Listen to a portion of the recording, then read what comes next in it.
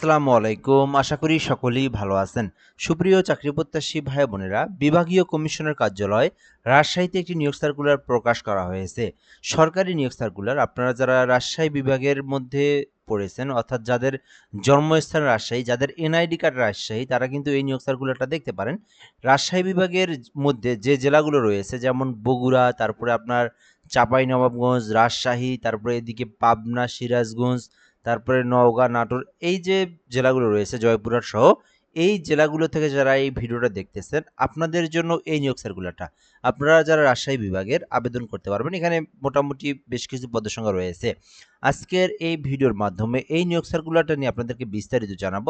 আপনার আবেদনের জন্য পদের নাম, পদের সঙ্গে শিক্ষাগত যোগ্যতা, কোন পোস্টে আপনি আবেদন করবেন সে বিষয়গুলো সম্পর্কে জানতে পারবেন।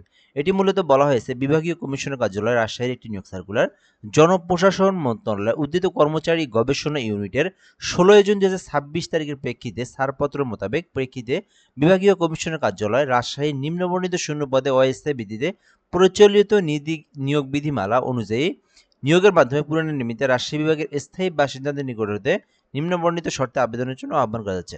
আমি আপনাদেরকে এই বিষয়টা সংক্ষিপ্ত করে বোঝানোর চেষ্টা করতেছি। এটা মূলত পুরো রাজশাহী বিভাগের একটি নিয়োগ সার্কুলার। রাজশাহী বিভাগের ছেলে হোক মেয়ে হোক উভয় প্রার্থীরাই আবেদন করতে পারবেন এবং অনলাইনের মাধ্যমে এই আবেদনটি করতে হবে। এটি কিন্তু সরকারি একটি নিয়োগ সার্কুলার। আপনারা এই সার্কুলারটা দেখতে পারেন। এখানে প্রথমত পদের নাম, পদের সংখ্যা, শিক্ষাগত যোগ্যতা রয়েছে। তার আগে আপনাদেরকে একটি বিষয় জানিয়ে রাখি, যারা ভিডিওটা আমাদের ইউটিউব অথবা ফেসবুক যেখান থেকে দেখতেছেন, আমাদের পেজ অথবা ইউটিউব চ্যানেলে নতুন হয়ে থাকলে অবশ্যই আপনারা আমাদের সঙ্গে যুক্ত থাকবেন। তাহলে কিন্তু বাংলাদেশের সকল নিয়োগ সার্কুলারগুলো জেনে নিতে পারবেন আমাদের মাধ্যমে সবার আগে। তো এখানে বলা হয়েছে প্রথমত পদের নাম কম্পিউটার অপারেটর পদে ১৩ গ্রেডে নিয়োগ দেওয়া হবে। কম্পিউটার অপারেটর ১৩ গ্রেডে আবেদন করতে চাইলে করতে পারবেন। যেখানে শিক্ষাগত যোগ্যতা চাওয়া হয়েছে বিজ্ঞান শাখা থেকে অনার্স পাস অথবা ডিগ্রি পাস। যারা বিজ্ঞান শাখা থেকে অনার্স পাস করেছেন অথবা যারা ডিগ্রি পাস করেছেন, তারা কিন্তু কম্পিউটার অপারেটর ১৩ গ্রেডের এই পদে আবেদন করতে পারবেন। আর এখানে কম্পিউটার চালাতে জানা থাকতে হবে। কম্পিউটার চালানোর বেসিক দক্ষতা আপনার জানা থাকলে আবেদন করতে পারবেন। দ্বিতীয় পদের নাম অফিস সহায়ক নিয়োগ দেওয়া হবে। এই যে দ্বিতীয় পদ অফিস সহায়ক, এখানে কিন্তু ৬টি পদ রয়েছে, চাইলে আবেদন করতে পারবেন। এখানে শিক্ষাগত যোগ্যতা চাওয়া হয়েছে মাধ্যমিক স্কুল সার্টিফিকেট তথা এসএসসি পাস।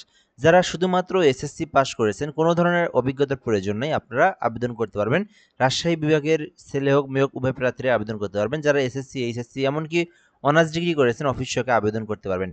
সো পরবর্তী স্টেপে আমরা চলে যাব। আবেদন করতে অবশ্যই বাংলাদেশি নাগরিক হতে হবে, বয়স থাকতে হবে ১৮ হতে ৩২ বছর পর্যন্ত, দেন আপনি আবেদনটি করতে পারবেন।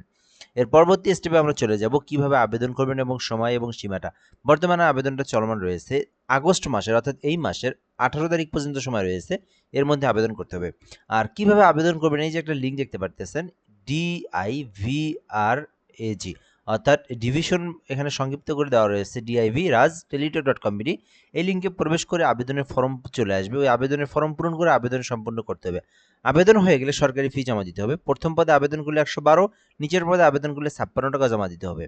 আর পেমেন্ট করার প্রসেসটাও এখানে বলে দেওয়া রয়েছে, DIVRAG স্পেস ইউজার আইডি 163 পরবর্তী আপনারা আবার এই যে পিন নাম্বার দিয়ে এই নাম্বারে সেন্ড করলে আপনার পেমেন্ট সম্পূর্ণ হয়ে যাবে, দেন আপনার আবেদনটা হয়ে যাবে।